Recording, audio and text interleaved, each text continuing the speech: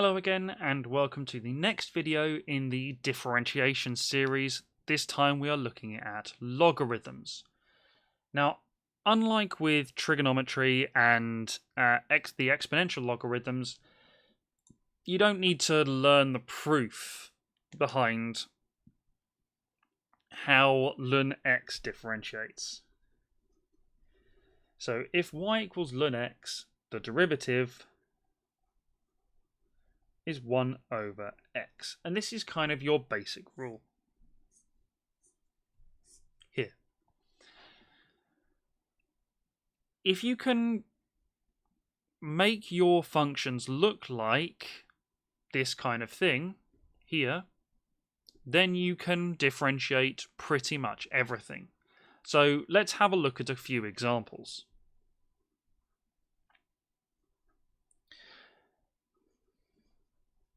Differentiating y equals 2 ln x. So we can see that this is just 2 times the ln x we had here. So it's just going to be 2 times 1 over x, or more commonly, 2 over x. So much like before, if we have numbers on the front of our function, doesn't do much.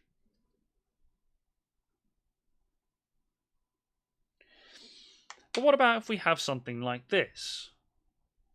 Well, we don't have to panic that this is x to the 4 because we know laws of logarithms.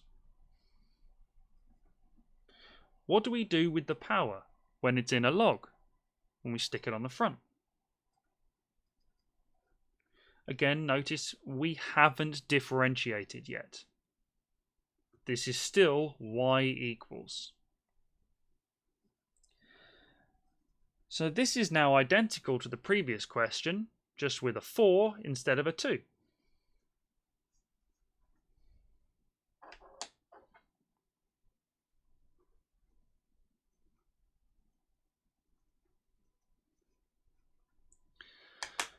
So now for this example, we've got numbers inside the log as well as outside. So let's think about our laws of logarithms again. Because we only know how to differentiate ln of x. This is 2x. We don't know how to deal with that. So how can we get just the x on its own? Well, again, use our laws of logarithms. This is 2 times x.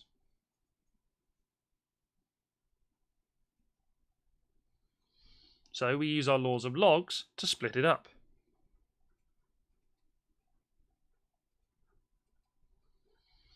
Three ln 2 is a number. What do numbers differentiate to? 0. We now have 3 ln x, and oh look, it behaves exactly the same as these two here.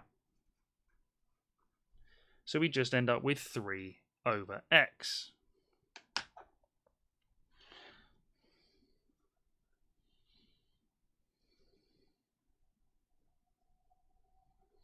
Last example, y equals ln of 2 over x squared. Same again, use our laws of logarithms. Well, we've got division,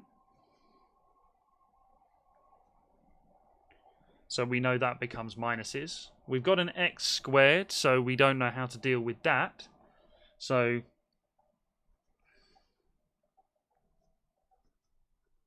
let's do like we did before. And now we can see ln 2 is a number, so that just goes. The 2, like before, stays there, and we've got a minus. Ln x goes to 1 over x. So this differentiates to minus 2 over x. And that's kind of your basic rule for differentiating logarithms. It does get a lot more complicated when you start putting in weird functions, but we'll look at that in another video. And that's it. Thank you for watching.